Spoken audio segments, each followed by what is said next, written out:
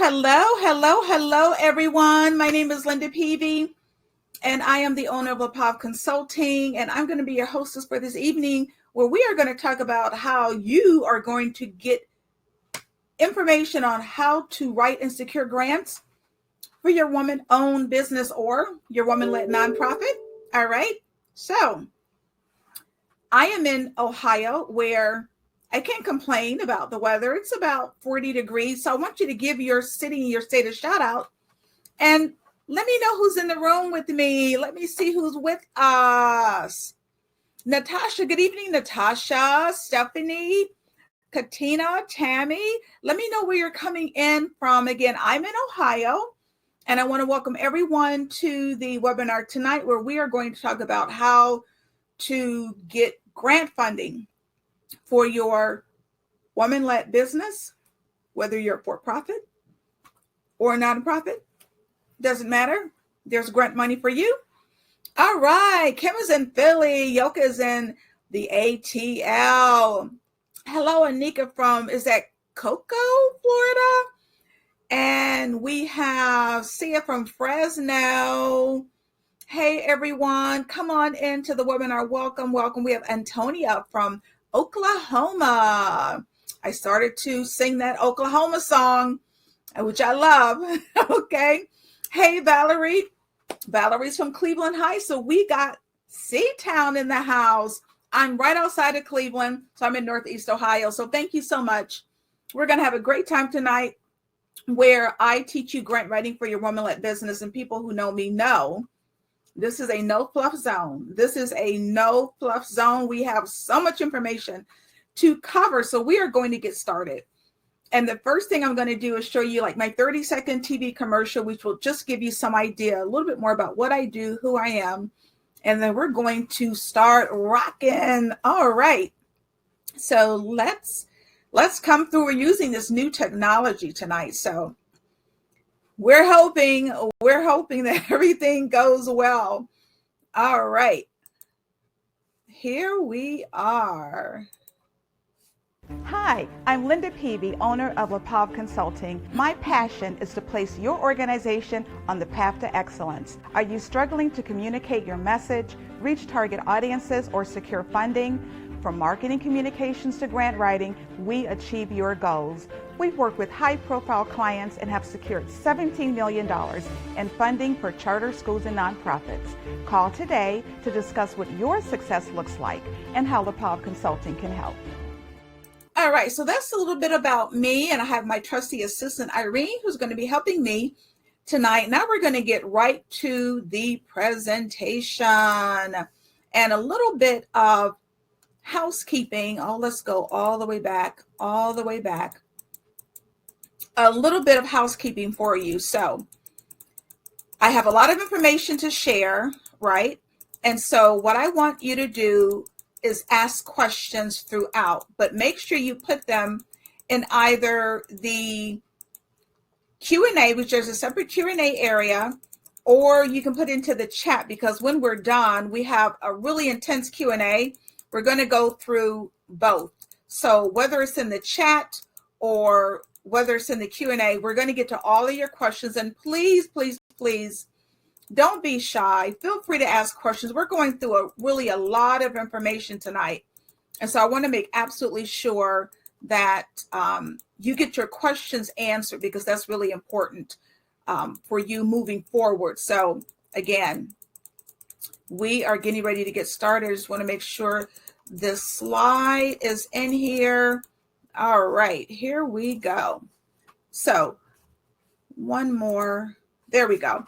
So a little bit more about me. Again, my name is Linda Peavy, and I am known as the Grants Queen. Why? Because I have secured over $17 million in funding and business development. And you know that there is a difference, right, between writing the grant and securing the money. And I've been blessed to be able to secure that amount of money for my clients. This is the 15th year of LaPav Consulting, and I'm very, very proud of that. And for most of those 15 years, I've been writing grants. I have written the grant application. I have written the scoring template. I have helped organizations with partnership building and relationship cultivation. And yes, I give grant writing webinars and workshops all around the country. And even though I'm a small business owner now, I used to be the executive director of a nonprofit. So that being said, I want to know who is in the room with me today. So are you a nonprofit, or are you a for-profit business? Or this is what I'm finding is that a lot of for-profits are now starting nonprofits. So maybe you're both. So let me know if you're for-profit or nonprofit, or maybe you're both. So just put into the chat, right, what you are, what your status is as we move forward. So I see a nonprofit, right? Nonprofit, for-profit, yes, yes, yes. But both. Rosalie, all right, Rosalie is both, absolutely. For-profit, yes, yes, yes. So doesn't matter which one you are, you're going to be helped tonight, okay? So a little bit more about my journey to the $17 million. I used to be a publishing executive in Pennsylvania. I was there for 10 years. I got hurt and I had to come back home to Cleveland. Literally, I came back home in a wheelchair because I was injured and I couldn't even walk. It took me 2 years to recuperate. And after the 2 years, even though I had literally over 20 years of experience, of marketing experience, I couldn't find a job. So for me, starting LaPav Consulting was a necessity because I needed a roof over my head and I like to eat. So I needed an opportunity where I could make my own way because I just couldn't get a job. So for me, it was not a necessity. Now for you, if you're a for-profit, let me know, was like this a dream of yours to become a nonprofit? And if so, put dream in the chat. Or maybe it was out of necessity like it was for me. So put into the chat, if you're a for-profit, was this a dream that you've always had of entrepreneurship? Or maybe, like I said, like me, it was out of necessity, because I want to know who's with me today. Let me know if this was a dream of yours or it was something that you really had to do.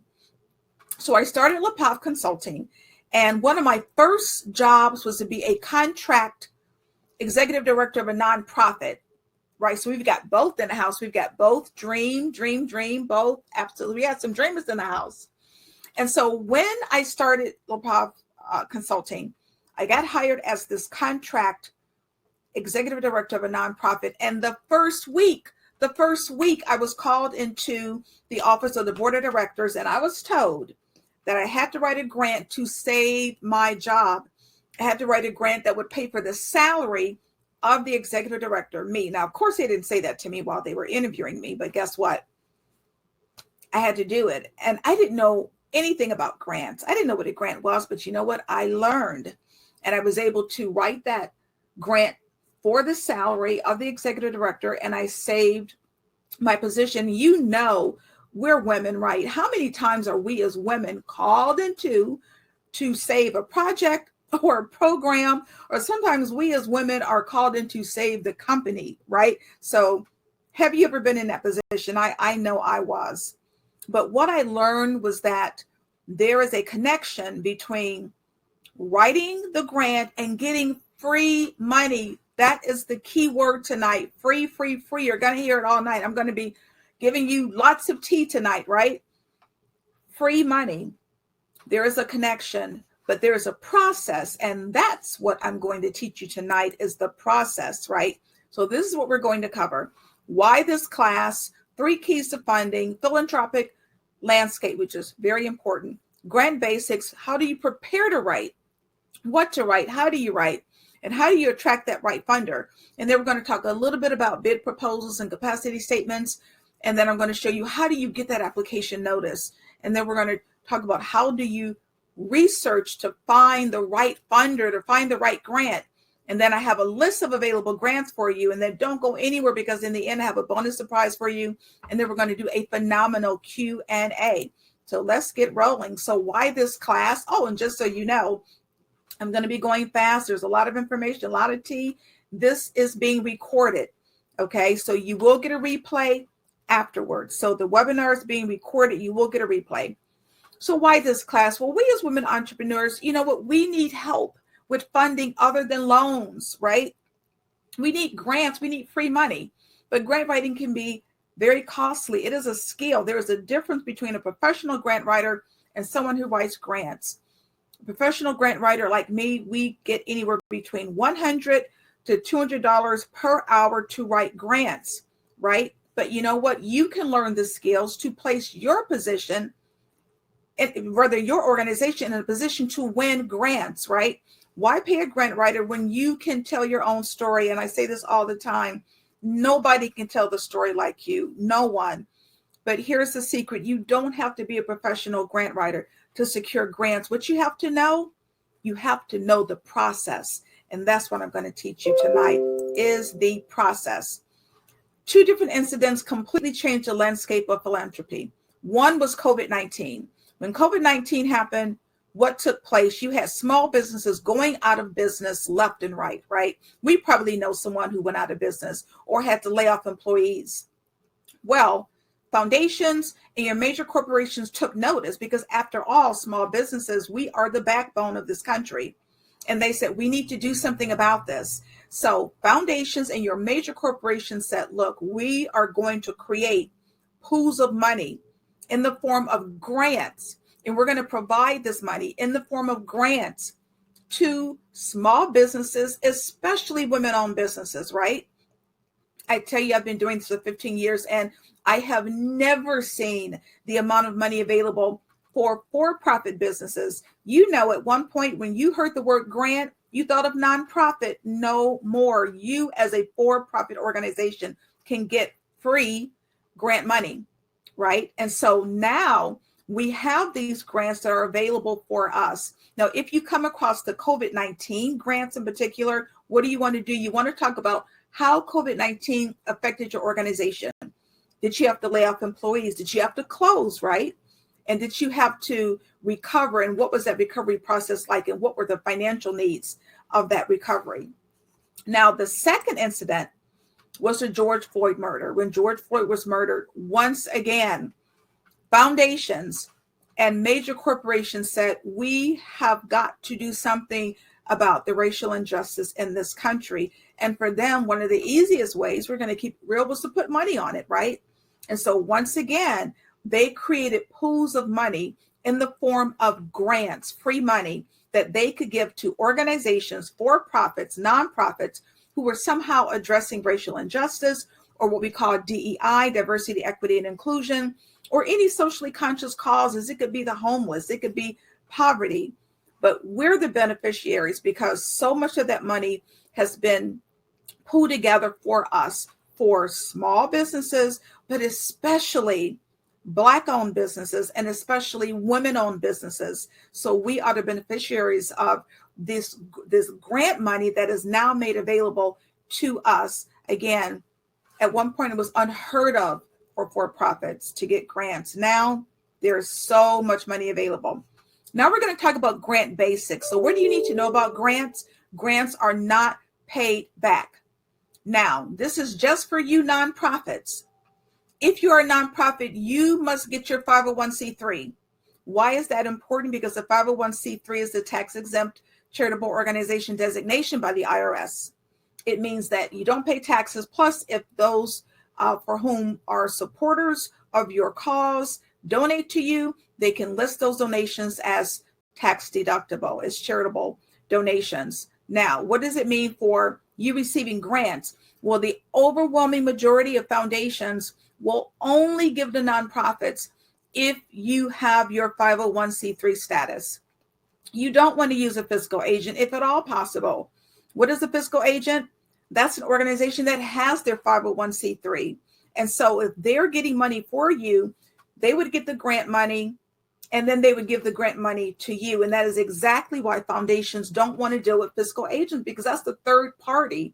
And if they're giving you money for your program or your project, they want it to go directly to you, not being filtered through a third party. So get your own 501c3. The good news is, before it was taking literally 3 to 6 months to get your 501c3. Now it takes literally 6 to 8 weeks to get your 501c3. So that's good news for you nonprofits. And this is just for nonprofits. If you're for profit, you don't need a 501c3. But if you're a nonprofit, get that 501c3. All right. We're looking at grant basics, and look at this slide. Look at this level of giving. Look, people thought because of the pandemic, people weren't giving, the giving was decreased, it was down. Look what happened. This is just from foundation giving, okay?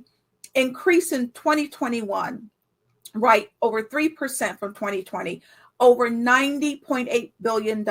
And let me tell you, when the 2022 numbers come about, this is going to be even higher. This is a significant amount of money. So just from foundations, over $90 billion. And look, ladies, we don't need all of it, right? We just need a little bit. Can you imagine what you would do with just a little bit of the $90 billion? So I want you to put into the chat, I just need a little bit. I just need a little bit of the $90 billion. Can you imagine how you could grow your organization, start new organizations, expand, get new staff, right? And stop bootstrapping, stop digging into your pocketbook and your purses or borrowing money from family and friends. Money is available and it's free grant money. Look at this. It's over $90 billion.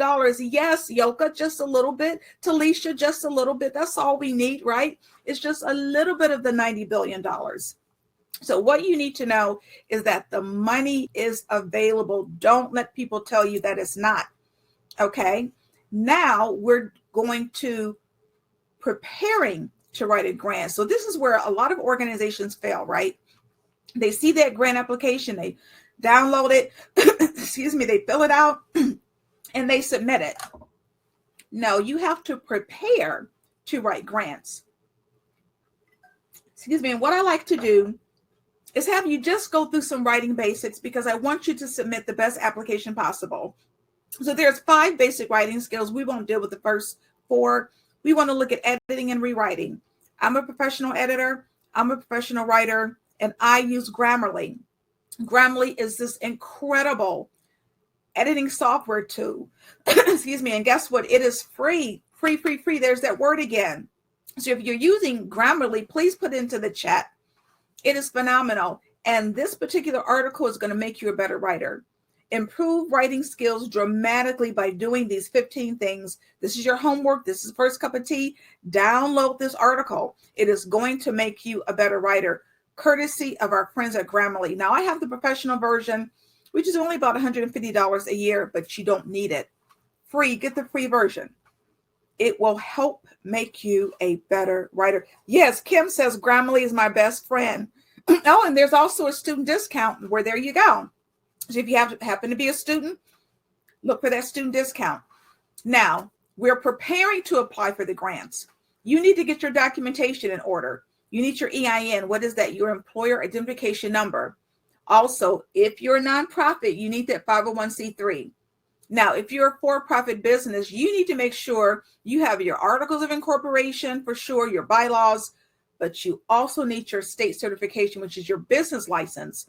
I always tell the story about the young lady that was on the webinar, and she said, Linda, you're spot on, because I was applying for a grant and this competition was stiff, and I was the only person that got the grant. Why? Because I had my state certification to say I was able to do business within that state. And that is what you need. So more homework. Go to your Secretary of State's website. Okay, your Secretary of State's website, and make sure that when you put in your name, you're able to do business, right? That you have that business license. Also, you need a list of board members, right? Your board of directors, list of your staff. Letters of support become really important. Why? Because they will allow organizations to know that you have support. Give people time to write the letters. That's why you're preparing this information before you write the grant. Who could write letters for you? It could be your vendors, right? It could be your community leaders. It could be your pastor. It could be your church. Make sure that they are writing information that say, yes, they believe in you and that you're worthy of getting the grant money. Now, some grant applications will ask for an audited financial statement, right? And if that's the case, you need to make sure your CPA is providing that. But not all grant applications do, but if they do, you will need that audited financial statement. The current operating budget is important. Even if you are a startup, you need an operating budget. Why? Because you need to know how much is it going to cost to open up this business, right? What is it going to cost you? And when you create that budget, you're going to see gaps. Maybe you have money to open up the storefront, but do you have money for the employees? So when you're looking at the budget, you see gaps, and those gaps will help you decide where you need grant money. So even if you're a startup, you need that operating budget. Also, any other funding sources that you have, any other grants, it could be in-kind donations. You need to put that on your grant application. Why? Because no funder wants to be the only source. No funder wants to be in a position where if they don't give you grant money in year 2 or 3 that you're going under, right? Because we know grants are not guaranteed. So if you're getting any other funding from any other organization, including in-kind donations, make sure you put them into your grant application. Now we're going to talk about what to write. These are the typical grant components that you find in a grant application. We're going to do a summary, and then we're going to go to each one. Your summary abstract, right? Your mission, vision, history, leadership, description of your organization, your statement of need or your target market, a description of your program or your project, community partnerships, your outputs, outcomes, and impact, your program project staff, your board, your budget, and this is always fun, sustainability.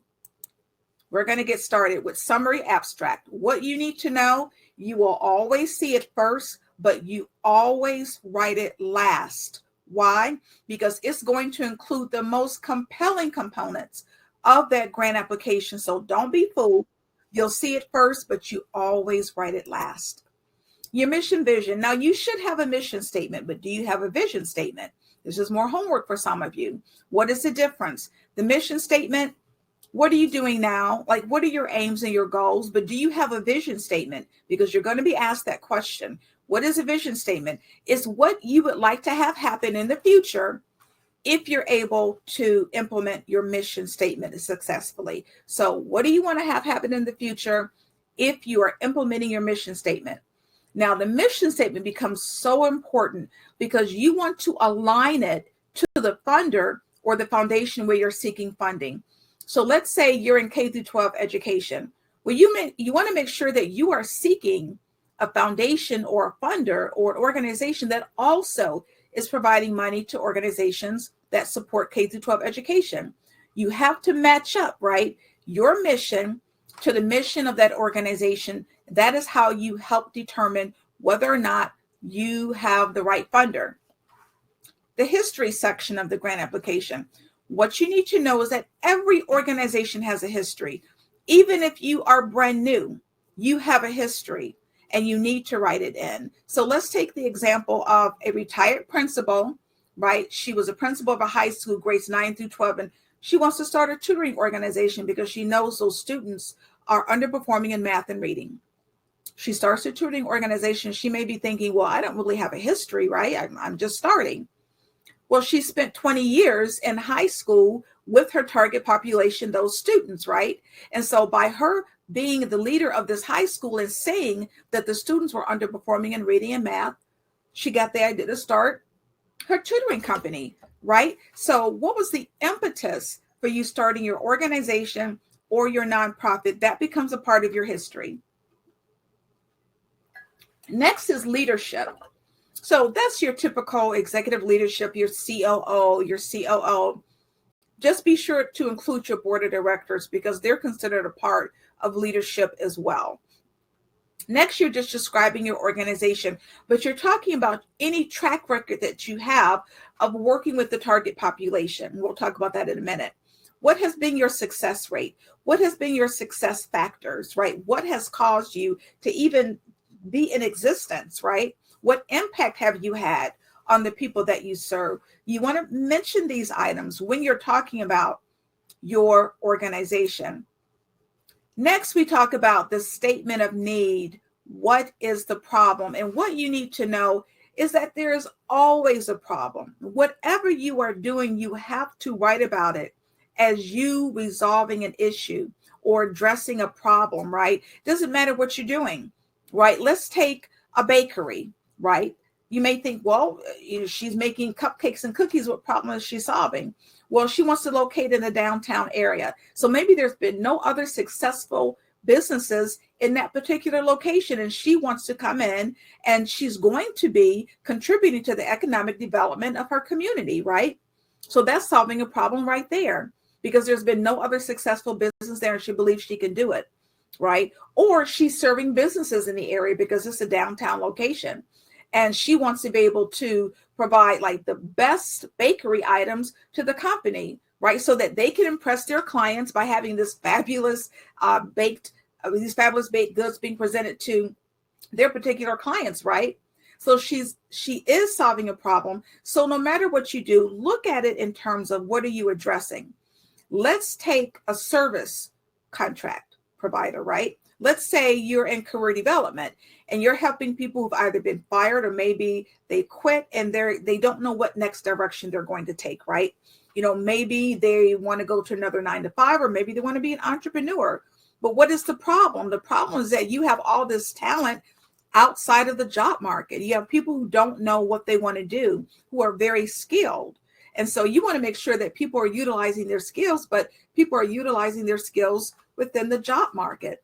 So that's the problem that you're solving. So no matter what it is, whether it's a cupcake company or whether you're a service provider, you are addressing an issue. You need to be able to come up with what that is, because whatever that problem is will connect you to your funder. So you need to make sure that whatever problem it is that you're solving is the same area of interest of the funder. This is how you connect and align. But how do you get information about the funder? 90% of foundations don't even have a website. I'll say that again. 90% of foundations lack a website. So how do you get information about the organization?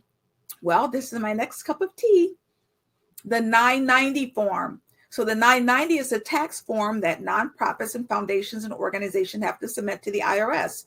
It is a gold mine, okay? It's going to give you information about the organization.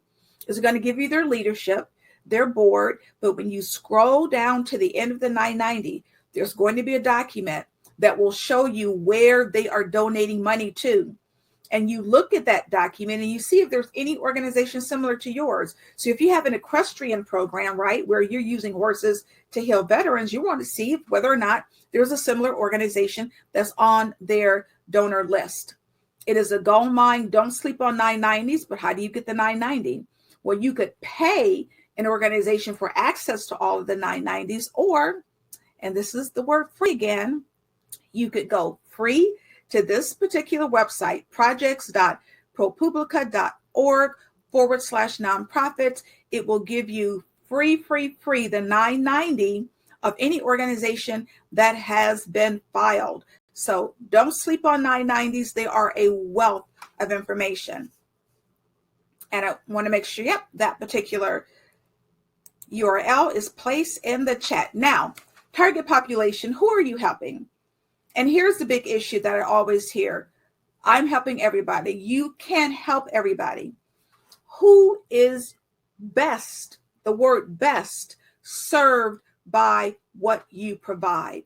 Who is best served by your product? Who is best served by your service, right? It can't be everybody. What are the demographics of that person? We call the person an avatar. It's your target market. Maybe it's gender-based. Maybe your program is for women. Maybe it's based on ethnicity. Maybe it's geared for African Americans. Maybe it's income. Maybe it's geared for those who are living below the federal poverty line. Or maybe your product is based on age. Maybe it's for senior citizens, right? You have to look at who you are targeting specifically. Or maybe it's based on geography, right? Maybe it's based on the local area, or maybe your community is all over the country, right? One of the best places to get demographics is the U.S. Census. Don't sleep on the U.S. Census. The uscensus.gov/quickfacts will give you demographic information from the employment rate to how many kids are living in the community who are under 5. What is the job market? So when you need demographics, go to the census. It is an incredible resource and it is free. So what am I talking about? I'm talking about how you are telling your story, because at the end of the day, a grant application is you selling your organization to that funder. And while you're talking about what you do, make sure you don't make yourself the hero. of that grant application. The hero is the target population that you are serving. Why? Because that's where the transformation takes place. The transformation will take place within those students in grades 9 through 12 that will get the tutoring, that will increase their reading and math proficiency levels, that will graduate, maybe go to college or take a trade or go to the military. That's where the transformation takes place. The transformation will take place within that person that you're helping to determine what their next step in life is going to be, right?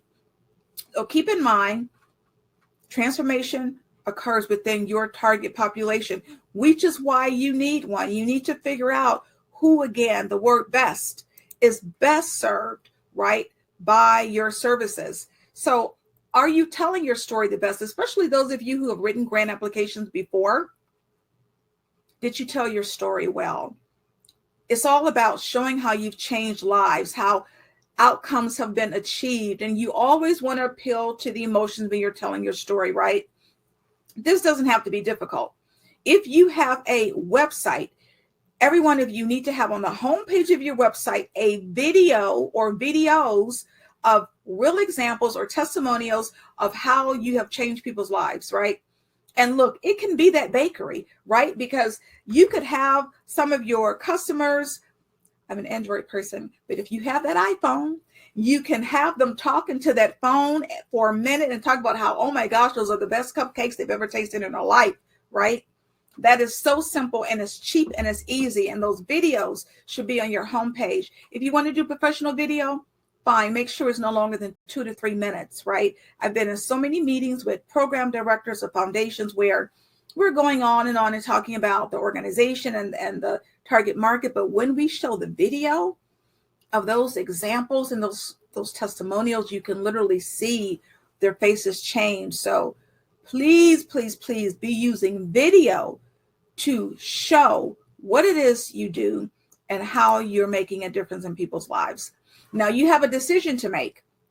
Are you asking for operating dollars or program, project, or service dollars? What's the difference? Operating dollars means you decide where to put the money. It could be for IT or marketing or a lease. You decide where the grant is going, or it could be for a particular service. Let's take that bakery, right? She wants to start a delivery service. So that's a very specific project that she would be asking money for. What you need to know, and this is so important, don't let it be either or. You can apply for both. You can apply for operating dollars from one foundation and program, project, service dollars from another foundation. Not only that, you can apply for the same amount of money for the same project from multiple foundations. That's what you should be doing. You should always be applying to multiple foundations, right? Don't just apply to one foundation and that's it. For example, let's say you need $20,000 to hire 1099 contractor. You need to be applying to Foundation A and Foundation B for that $20,000. Now, what if you get it from both? What you're not going to do is give the money back, right? But what you can do is you expand. So maybe in the grant application, you were going to hire one person. Well, if you got an additional $20,000, you can hire a second person, right? You have to really look at where are your greatest needs when you're deciding on what to apply for and whether or not you need operating dollars or program project dollars. But yes, you can apply to both. You absolutely should be applying to both. Now, we're really talking about how do you write to get funded? How do you write in that application? Yes, you want to describe your project or service, whatever that might be. How and why will it be successful? What has your track record been? Maybe it's something new that you're doing. Like, for example, that tutoring organization, she's going to be using project-based learning to help tutor the 9th through 12th graders.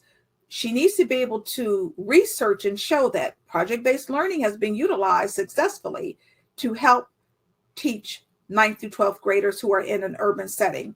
So if it's something new, right, you want to talk about why it would be successful. And sometimes, yes, you need to use research to show that. But at the end of the day, you should be talking about how you are solving a problem.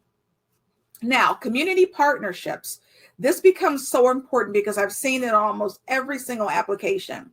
And especially for for-profits, because I often hear that you get antsy when you hear this because you think, oh, I have to share money. No, that's not always what community partnerships are about. Your community partner could be your third-party vendor. Or this is especially important for new organizations or new nonprofits. I'll give you an example. I was working on a grant years ago for a music program in an elementary school, and they wanted to teach third graders the violin. We were going to be working with the Cleveland Orchestra, clearly like one of the greatest orchestras in the world. And they were going to be coming in after school to teach violin to these third grade urban students. If you can imagine what that application looks like, that this small urban school is going to be working with the great Cleveland Orchestra, right? And you can do this with your partnerships. It could be universities, women's business organizations, Greek organizations. And again, it doesn't have to be an exchange of money. Let's take a look at that restaurant again, the bakery. Well, she's partnering with an event planner.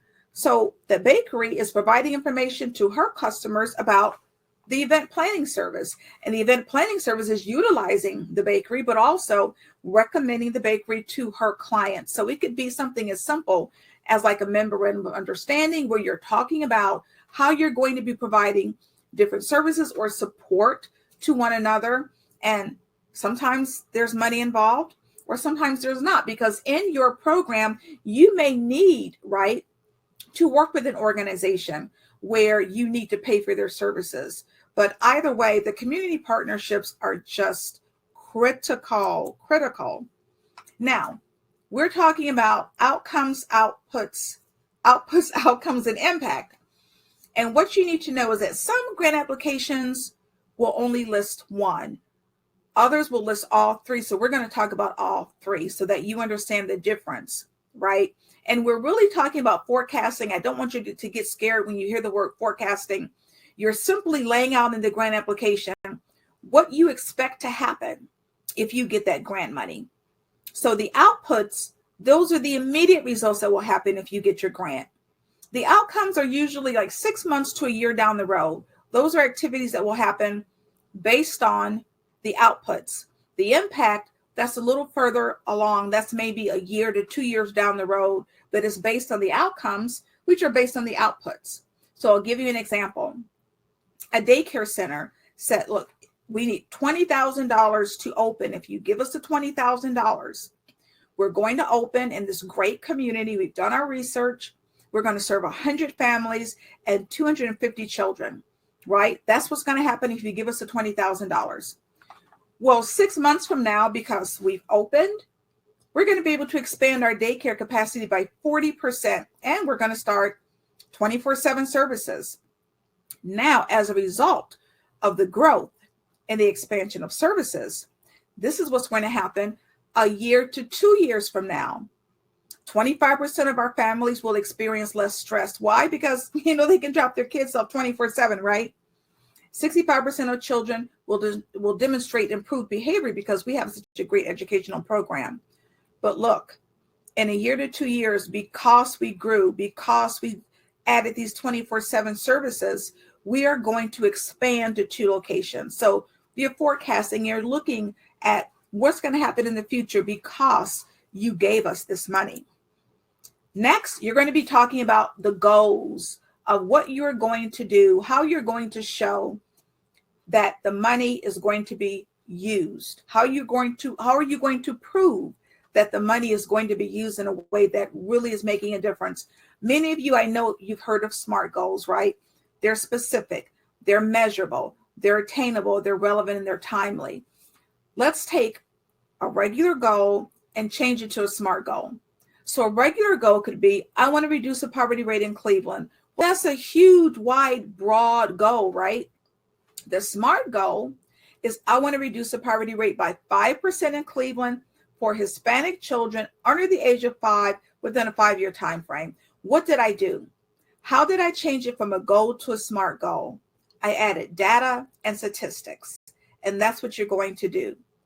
In addition to that, you want to talk about what assessment tools are you going to use to prove, right, that your method is working. I love surveys. There's SurveyMonkey, there's JotForm. There's so many different types of surveys you can do. or maybe test results or interviews. Maybe the restaurant can provide surveys, or you can do a survey of people who have utilized your services to get data and feedback to show that, yes, the program or the project or the service is working. Now, here you were just talking about what staff are you putting in place to lead the program. Maybe it's you, maybe it's someone else, but especially for you for-profits out there, you probably haven't updated your resume or your bio in years. You're going to need to do that. That's more homework. So make sure you update that bio and that resume because you're going to need it. But at the end of the day, the funder wants to know, who are you providing responsibility to for whatever the service or the project is. This is really about oversight. Why? Because we know accountability is important. Now for the budget. What you need to know is that you should be itemizing your expenses. If you're asking for $50,000 to pay for an executive director, you don't just want to put $50,000 ED, right? What is it for? What is it paying for? Is it for 6 months? Is it for a year, right? Is it a contract person? Because if it's a salary, you're going to have to show the benefits as well. Maybe you need money for program personnel. What does that mean? You have to break it down. Are they going to be contract workers? If so, how many hours are they working? How many months or weeks are they working? And then what are you paying them for the hour? All of the detailed information goes into the budget narrative, right? So just be sure you need to itemize those expenses. Next, this is really fun, sustainability. So you know that grants are not guaranteed, right? You can get a grant in year 1 and you may not get it in year 2. You may be asked this question about sustainability. In other words, if we give you the grant money, how are you going to sustain the program in year 2 when you may not get the grant money? And you'll need to be able to answer this question, right? It's all about sustainability. How do you sustain it beyond the grant period? So want to do a really quick activity. Think about the high school, right? The high school, they got $20,000 for the tutoring program. Well, they have to write in that application that in year 2, we have a method to come up with the $20,000 if we don't get your grant again, right? So think about it. I want you to put into the chat, how could a high school put into a grant application ways to come up with $20,000 in year 2 to sustain the tutoring program when all of the grant money is gone? Really think about this and put into the chat, right? We're talking about a high school here. So what could a high school do? What could they talk about in terms of what their methodology is going to be to get $20,000 in year 2 to sustain the program, so that on the grant application, the grantor isn't thinking, well, if I don't give them the $20,000, the program might not be in effect, and I don't want to place my foundation in that position. Exactly, Onika, fundraisers. Exactly, fundraisers. How about car washes, right? How about a talent show? How about a musical or sponsors or a bake sale, right? Fundraising, t-shirts, right? Car washes, yard sales, right? What about merchandise? So I'm getting you to understand that you want to be able to think creatively about ways in which you put into that application. Look, if we don't get the grant in year 2, we're going to be okay because we have a plan, right, to still get the money. So many of you, some of you are interested in bid proposals, right? And I've given those workshops too. So I just wanted to spend a second to talk about bid proposals. What I most want you to hear is that it's not all about the lowest bid. Too many people think, okay, if I just underbid everybody else and I put in the smallest amount, there's a greater chance I'm going to get the contract. That is not true, because most contractors have an idea of what the program is going to cost or what the project is going to cost. If I'm building a fence, right, and I put out a bid proposal, I have an idea that there's going to be a certain amount of money to create that fence. So if I have in my mind, it should take about $1 million, and you give me a bid proposal for $50,000, I know that you're not ready. I know that you don't have capacity, right? And I know that you're not going to get this proposal because you're not qualified. What I want you to do whenever you consider bidding is look at your experience with similar jobs. Maybe you built 1,000 fences in the past, right? Or maybe you have staff, they've managed similar projects, right? How can you go above and beyond another application? Maybe you absolutely have always come within the time frame of your work. Maybe you've built 100 fences and you've never gone over the schedule, right? Really talk about ways in which your experience and your staff will make a difference, right? Yes, and Tayana says absolutely underbidding means possibly cheap, right? Means maybe you're using cheap materials, right? So you don't always want to provide the lowest bid. Many of you may need a capability or capacity statement. That's simply a statement that talks about your capabilities, right? It should be no more than 2 pages. And you're talking about your core competencies, the same thing you're talking about in your bid proposal, right? What are your differentiators? Maybe you have a state-of-the-art facility. Maybe your equipment is stellar, right? Or maybe it's green equipment, right? You really want to talk about why you focus on things other than just the price alone. Maybe you have a business plan already and you want to submit a grant proposal, or you have a grant proposal and you need to submit a business plan. They're very similar, right? Most of the components can be used from one and tweaked, right? The only thing that's really different is the marketing plan, right? So typically the business plan will have a marketing plan, unlike the grant proposal. So if you have one or the other, you can use a lot of the information to complete the other form. So this is really about how do you get notice, right? How do you get your application notice? What are you doing differently?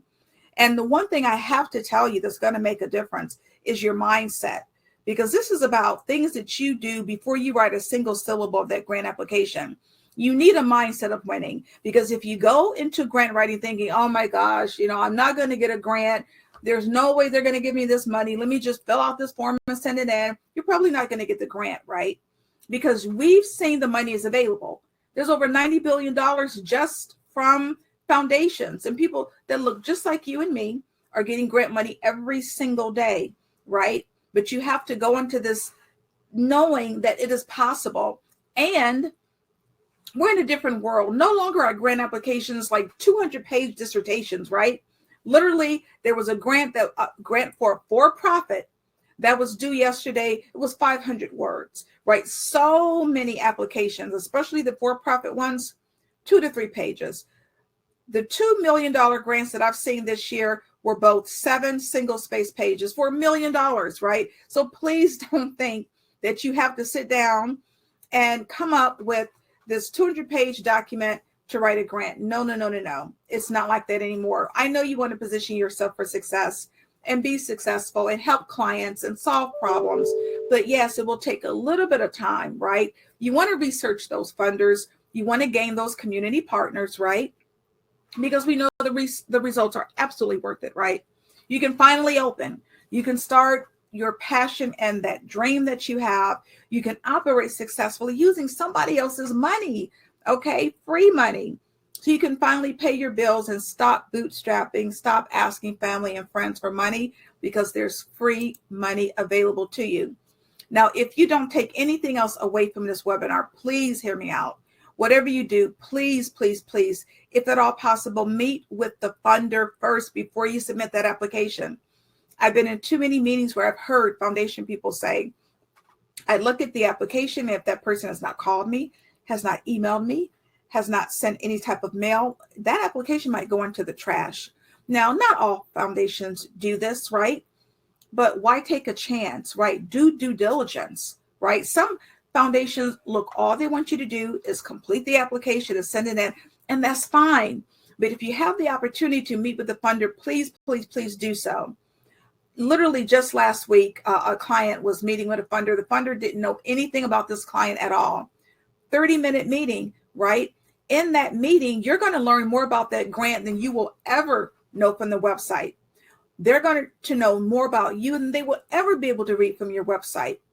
And if they like you, and this happens all the time, they will tell you what to put in that grant application, okay, to make sure that you have a really good chance of getting the funds. 30-minute meeting, you got $30,000. Literally 2 weeks ago, a client was meeting with a funder. Funder didn't know the person, walked away with not only a $30,000 guarantee, but an additional $5,000 immediately, right? So please, please, please meet with the funder first. It may be the difference as to whether or not you get the funding. Also, time management. This is a deadline-driven industry. If the deadline is 4:59, and you get it in at 5 o'clock, it is going to be a bad day for you. So please, please, please adhere to the timelines and answer the questions. I've read some beautiful answers to the wrong question. Always read the questions 3 times before you start to write. And if at all possible, don't ever leave anything blank unless the application says to. If it doesn't apply to you, put NA. Because if you leave it blank and it's an online portal, they may reject the application as being incomplete, and you don't want that to happen. Okay. And absolutely let someone else, please, please, please review that application. We don't want grammatical errors. Don't use cookie cutter answers. Don't think you're going to have one grant application and just copy and paste it to 10 others. No. Every grant application is different. And when you're approaching a funder for the first time, don't ask for too much money. This becomes really important. Now, many grant applications, yes, they have a certain amount, but especially community foundations, they won't tell you what to ask for. But what you're not going to do is go in and ask for $100,000 because you're not going to get it. I always recommend that you ask for between $5,000 to $25,000 if you are approaching a funder for the first time, because chances are, if you get the money, right, there's a greater chance, not a guarantee, but a greater chance that you will not only get the grant in year 2, but you may be able to ask for even more money. But start conservative and definitely don't forget to edit. Now, remember I talked to you about the importance of meeting with the funder. How are you going to do that? You're going to create a letter of introduction, right? And this letter is to meet with the funder. In that letter, you're describing your organization, your statement of needs, your target market, how you are aligning with the funder. You are not asking for money. That happens in the meeting. You are simply trying to get a meeting. Now, you may get a reference to know who to talk to, or you may use that 990 to get the name of the person.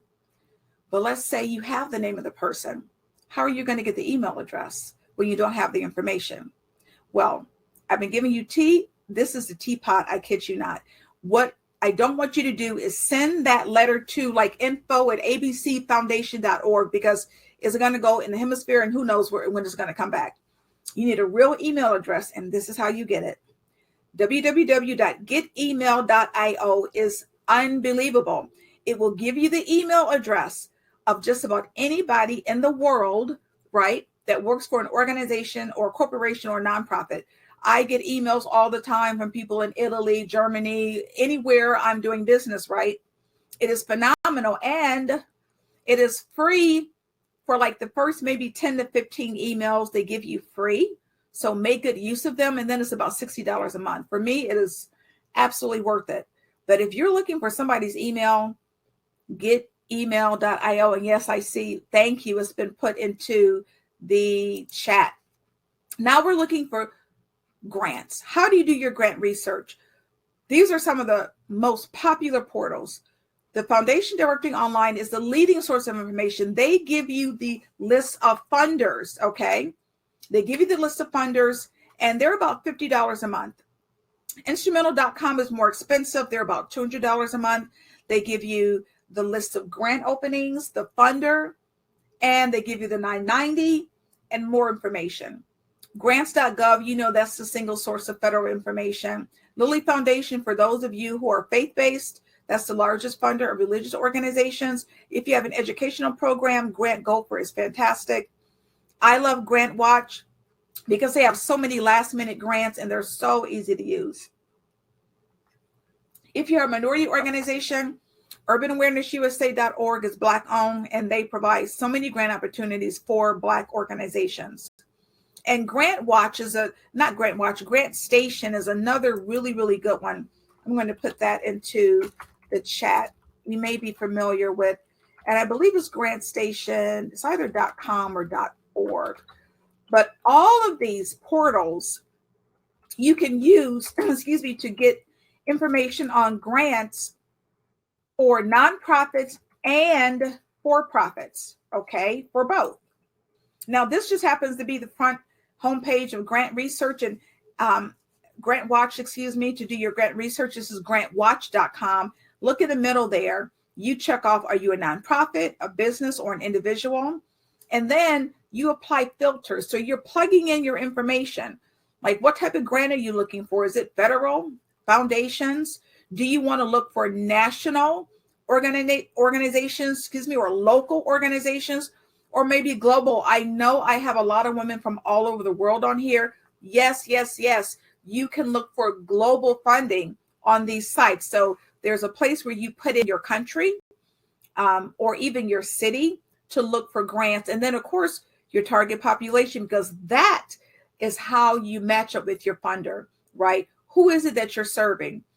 Put in your subject area. What is it? Is it education? Is it business and industry? You put in all of those variables, right? And you push a button and out comes a list of grants. So Grant Watch will give you the actual grant opening, which is really, really great. And they're about $20 a week.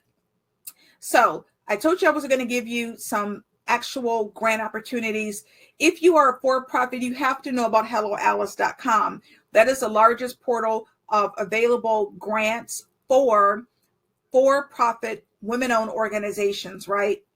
Facebook has a Black Creators Grant. Amber Grants for Women, I believe it's like $25,000 a month. National Association for Self-Employed Growth Grants. For Black women, you've got the MasterCard and the Visa grant, and that's for women of color. FedEx has a small business grant. If you are in the wellness arena, right, you want to know about the Women's Sports Foundation.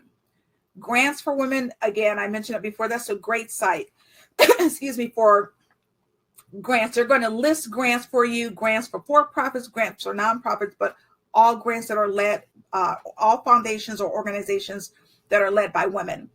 Now, maybe you don't want a grant. Maybe you're looking for an investor. 37angels.org is a group of female angel investors, and all they do is invest in women-owned small businesses up to $150,000, and that's a lot of money. The Tory Burch Foundation is great. I Fund Women. Cartier has an incredible program. What I want you to know is that don't think you have to have W-2 employees or 1099 employees to get grants. You don't. You can have an all-volunteer staff and get grant money as long as you are making an impact and you are operating successfully. There are also startup grants, right? So there are grants that are geared for startup organizations only. Now, I want you to put into the chat, what do you think about when you hear the word banks, right? Banks and money, banks and money, banks and money. What do you think about? Banks and money. Put into the chat what you think about when you hear banks and money. Banks and money. Put into the chat. What is the first thing that comes to your mind when you hear about banks? So put into the chat. There's a little bit of a delay. Financial assistance, right? Savings and loans, right? Interest rates denied. Yes, denied. Loans. Well, did you know that banks are some of the largest providers of grants? Not loans, grants. You've been talking to the wrong people, right? You don't want to talk to the bank manager. You want to find the vice president, usually of community development or community reinvestment. Make sure you go to a bank that has a really great footprint in your area and find out who the vice president is and meet with that vice president. Because again, banks are significant providers of grants, free money, not loans, free money.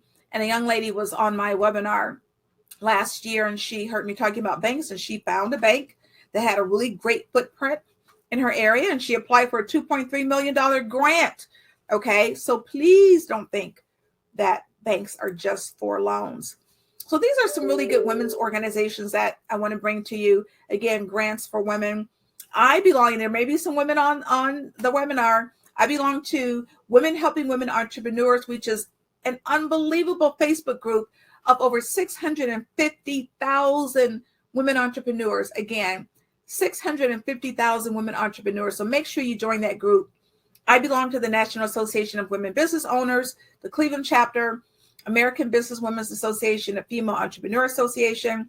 Did you know that the SBA had an Office of Women's Business Ownership? I didn't. Ladies Who Launch, they just had a grant about a week ago. And then Women's Business Centers of Ohio, there should be a similar organization in your community. Now, I'm so glad you stayed. Don't go anywhere because I've got a great surprise for you. And we're going to do an in-depth Q&A. I mentioned to you before, I've been writing grants for 15 years, and I decided that I can only help so many people writing one grant at a time. There is so much money out here that I want you to get. I decided to create a grant writing course, right? It is a grant writing course that includes my coaching because I want you to have a step-by-step path to get this money, right? I want you to be impactful. I want you to fulfill the mission without using personal finances or loans or bootstrapping. Can you imagine what you could do with a $20,000 or $30,000 or $50,000 grant to finally start your business, or maybe even pay your bills and operate and grow, right? And my course literally is going to cut your writing time in half because I'm going to give you the guidance to save you time and energy. But I always say this, please don't do this alone. I have one thing that is such a pet peeve with me. I hear horror stories every single day of people being scammed, right? When it comes to grant writers and grants, because at the end of the day, we're talking about free money. Anytime you're talking about free money, there are people who are scammers. Don't do this alone. Do this in a community where you can get support. I get asked all the time, is there a grant for this? Is there a grant for that? There will be no more asking because you will be able to know and research and find out whether or not there's a grant for you using the right method, because I give you the best research techniques, right? I'll help you find funders who literally want to give you money, okay? I teach you how to approach those funders. We only just covered a small bit today. And of course, I teach you how to write every single part of the narrative. What are you getting? 12 modules, 35 lessons, and I know people learn differently. So I start every lesson off with a video, right? And then I go into the written lesson. And this is fun because you're writing about what you're passionate about, right? So when I asked you to write about the history, you're writing about something that you're familiar with. So it's not hard. And again, you're getting support. You're getting task planners, right? Workbooks. And I throw in these really fun quizzes.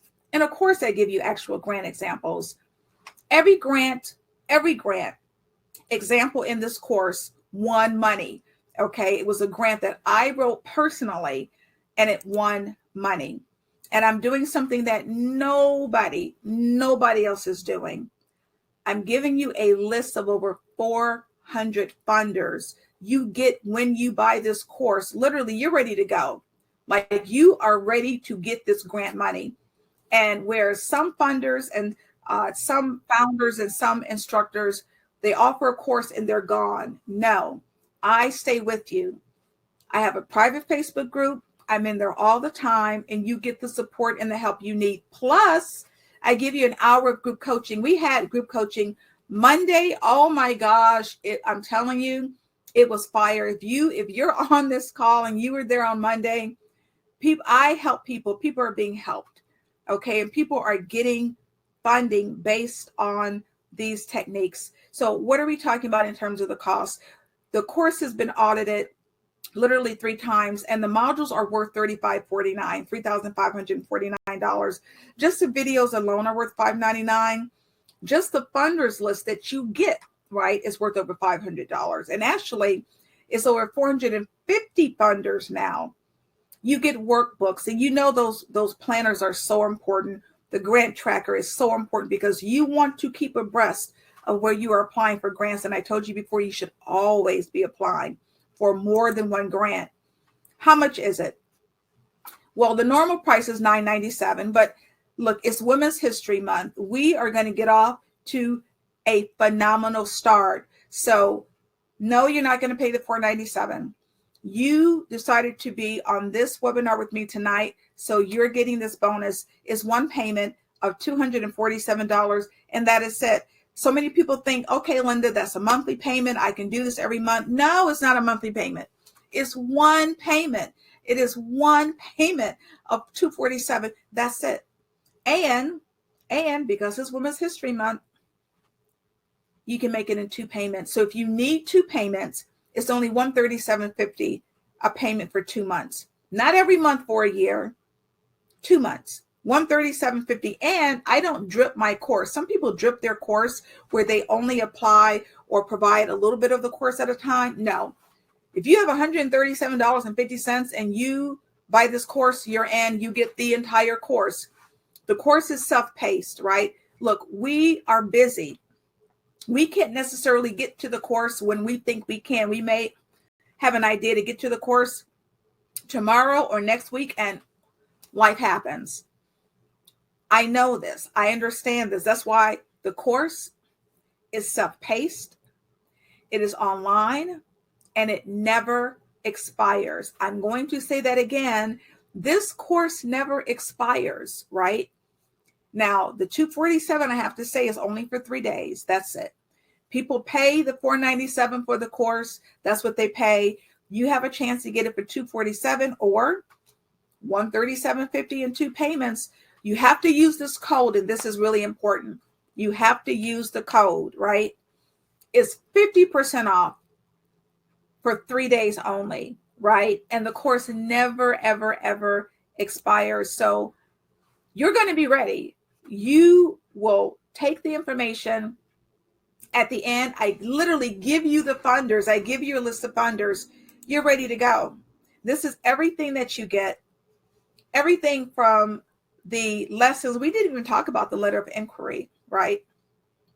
The private Facebook group, the group coaching, every month, we just fire. I have to tell you, it's fire. It's self-paced. You get the winning grants. Yes, you get grant examples. It's been audited. It's a $5,000 course. It's normally $997. I reduced it to $497 for Women's History Month, but you're on with me today. It's $247, one payment. That's it. Use this code. 50% off ends. But please, please, please don't wait. When you input the information, this is what you'll see. If you want to make the two payments, just click the little arrow next to the $497 and it will drop down to the two payments of $137.50. And you don't need a code. So if you're going to do the two payments, you need no code. You only need a code if you're looking to make the one payment of $247, and it'll take the $250 off. And this is what you will see here. It'll ask you for the coupon. You'll put it in, and it will take off the $250, and you'll get the course for $247. Now, if you want one-to-one information and meetings with me, I have an Ask the Expert special. It's normally $4.95 an hour, but if you buy it with the course, it's only $195 an hour. What I don't want you to do is be in the same position a month from now, wondering why don't you have any grants, or pondering like, how did this person get a grant? How did that organization get a grant? Like, what is going on? You have the ability to get the information and get the support.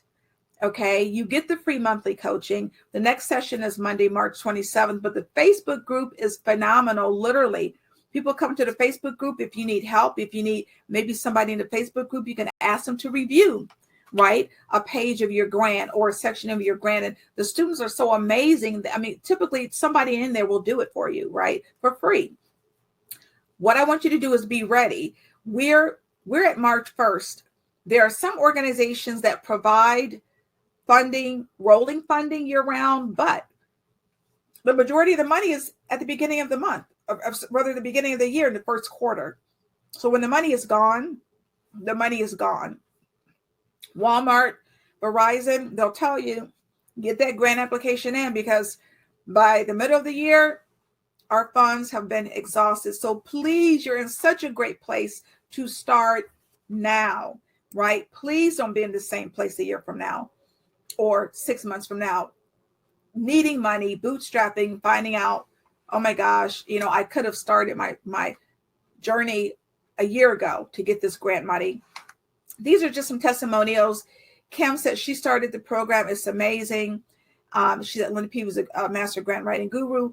Carla, she said the course was so easy to understand. Kelly, literally a month ago, took the course, utilized the program.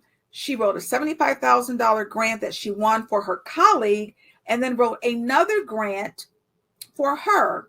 Literally a couple of weeks ago, a young lady said she was able to get five grants for her mom's church, okay, by implementing the information in the course. So it is working. And I mentioned literally a week ago, someone got a $30,000 grant, and a week before that, they got a $35,000 grant. So people that look like you and me are getting the money. We saw before there's $90 billion. So we know the money is there.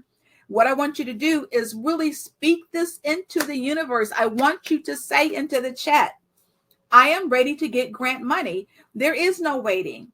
There is no more waiting. I don't know if this money will still be available 6 months from now. The COVID-19 money and the money that was provided because of the George Floyd incident, I have no idea if this money will be available in 6 months. I have no idea. I know it's available now. It's available now. So I really want you to say into the chat, I am ready to get this grant money, right? I am ready to get grant money. I am ready to get grant money. Speak it and put into the chat. I am ready to get grant money. And we are going to go to the Q&A. All right. So that's right. Yes. Talisha, I am ready to get grant money. That's what I want to hear, right? I am ready to get grant money. And I hope you're not the only one. I hope you're not I see 30 people still on the line. I hope you're not the only one that's ready to get grant money. I want to hear that you're ready to, yes, Shia, yes, Erica, yes, Talisha, absolutely, yes, yes, yes. I am ready to get grant money. It's time.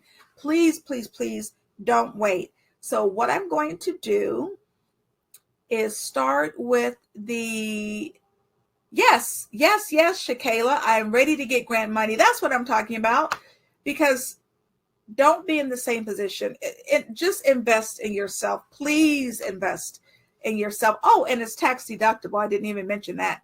The course is completely tax deductible because it's an educational expense. So I am going to go to the Q&A and the chat. I'm going to check both. All right. Let's start with the Q&A. Okay, I started my business in 2019, then COVID happened. Yep. Now we're in a recession. How do I convince a funder to fund my business or win a grant? How do you convince them? You tell your story. That's what literally I just talked about. You tell your story. Why is it that whatever your service is needed? Why is it needed, and why can you do it better than anyone else, right? Who is your target population? Why do they need your service? What problem are you resolving? What issue are you addressing? All right. That is what you focus on. What issue are you addressing? What if you have a poor score to get a loan versus you need to get a loan I have no information about loans. No information about loans. I can tell you that when it comes to grants, I have never seen a grant application that asks for a credit score, like a personal credit score. That doesn't mean there aren't some out there that do. I just haven't seen any. How do you have testimonials if you're a startup? Remember I talked about the letters of support? You go to people who know what you are capable of to write those letters of testimonial, because at that point they're testifying about you, right? About your character, about your history, about the work that you've done, right? So let's take the example of the principal, right? She's starting a tutoring organization. Well, she can go back and get letters of support and testimonials from students, from teachers who know her, who say, we're so excited about this opportunity that the principal is opening, right? So as a startup, you're going to get those letters of support. That's going to be most important. Now, the testimonials that you get from the actual program or product, of course, that's going to happen after you produce whatever service it is that you're providing. Yes, there is a replay. Absolutely. I know there was a lot of information. For a micro business, are there any limitations or recommendations that you can share? I know you mentioned board of directors, et cetera, that may not always apply with that. So I'm not sure what you're asking. Are you asking whether it matters if you don't have a board and you're a small business? So just rephrase your question, because I'm not exactly sure what you're asking. All right. Someone else. I started my business in 2016, helping my daughter overcome bullying. So I started my own management and consulting. That is fantastic, right? So we know that bullying is an issue. And I'm going to give you an example of how you can take one particular area and apply for multiple grants. So let's say this management and consulting company is about anti-bullying, right? So typically that deals with youth. So you can apply for a company or a foundation, right, that provides grants for youth development. That's one avenue. You can apply for grants that deal with safety, right? So there may be some foundations that only give grants that deal with student safety or child safety. That's another opportunity for you, right? So I think that's a phenomenal opportunity for you. But again, it goes back to the research. I know that there are millions of dollars now that is being provided by the federal government down through the states, right? That is geared for school safety. So if I were you, I would stay in tune to those grants. They are numerous, right? And they deal with anti-bullying. So you could do one or two things. You could either apply for a grant yourself, or you could become a subcontractor for a school, right? Let's say a school wants to apply for $1 million anti-bullying grant. They could write into their grant application you and your services so that you can provide information and services to that school. So you have several opportunities. My daughter has a nonprofit, but we don't have a 501c3. So you need your 501c3. And it's taking 6 to 8 weeks to get it. And absolutely recommend. So the course never expires. So I'm looking at some questions. Yes, believe it or not, that is a single payment, $247. That's it. Or you pay the $137.50 for 2 months. And again, you get the full course. So yes, it does not expire, and it's self-paced, and it is forever. But the support, as I mentioned, please don't do this by yourself. Get the help. Like these questions that are being asked, when you buy the course, come into the Facebook group and ask these questions, right? Come into the group coaching. I don't assign coaches. I serve as your coach in the group coaching session. And I'm often in the Facebook group because I want to make sure you're on the right direction. I am so disturbed by all of the stories I hear about people being scammed. It's amazing. All right. So those are the questions in the Q&A. Let me go to the chat and make sure I'm covering all of the questions in the chat. Okay. All right. Let me just see.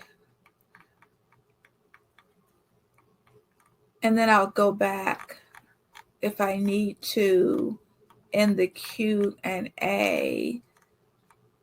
So yes, the course, it is available. It is self-paced. And again, as I mentioned before, it will help you to research and find these funders. So if you've heard there's a lot of money out here, you know now that there's a lot of money out here. Okay, so I don't see any other questions in the chat. I'll go back to the Q&A really quickly. And so the link is put into the chat for you to get the course. So that's the link. And then just make sure you put in the code to get your huge discount. It's only for 3 days. Again, people pay the $497 for the course, but please don't let this bypass you, because I really, really, really want you to be in a community of support so that you can get some of all of this grant money.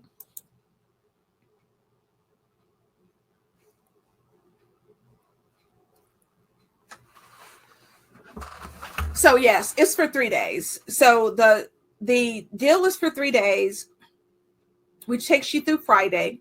And I believe it's today is Wednesday, so Thursday, Friday, and Saturday. Saturday is the last day. You're getting a $5,000 course for $247. If you don't have the $247, you can split up the payment and pay the $137.50 now, and then the other $137.50 you'll pay in a month. So yes, you can pay the $137.50 right now, get the full course, okay, and then pay the other $137.50 in a month.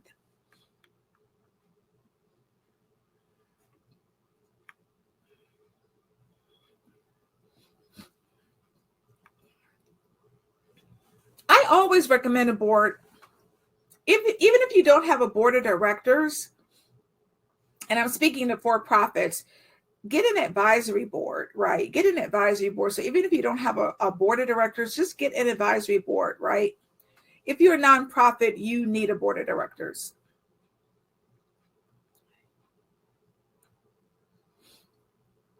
What is your usual grants given by party for the first time? Okay, I'm not sure of that question. So if you could rephrase that. And let me just see if there's any other questions. I'm just not sure what you mean. You said, what is your usual grants given by party for the first time? So are you asking, like, what is the typical grant amount that someone gets for the first time? If that's what you're asking, it really, really, really depends, right? It really depends. What is the guarantee of receiving a fund? There are absolutely no guarantees in grants. If someone's telling you that, they're not telling you the truth. No grant is guaranteed. No grant is guaranteed. But as you can see, people are getting grant money every single day. But no, there are no guarantees in grants. No guarantees, none at all. But you do the work, you follow a process, you meet with the funder, and it will highly increase your chances of getting funding. Okay, I think that was it. So that's the end of the Q&A. Let me just run back to the chat. I believe that was it. So yes, you can start with the $137.50 if you want to take advantage of the offer right now. Again, I don't drip. It's the entire course.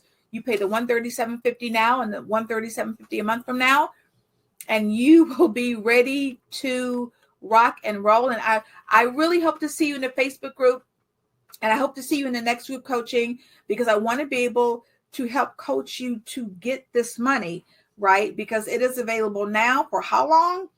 I don't know. So I want to thank everybody. You are going to get absolutely the replay. So what I want to do is put these 2 emails into the chat, because you're going to get the replay likely from one of these 2 email addresses. And I want you to make sure that you put them into your safe senders list, so that you are not looking for the replay and it's in your spam.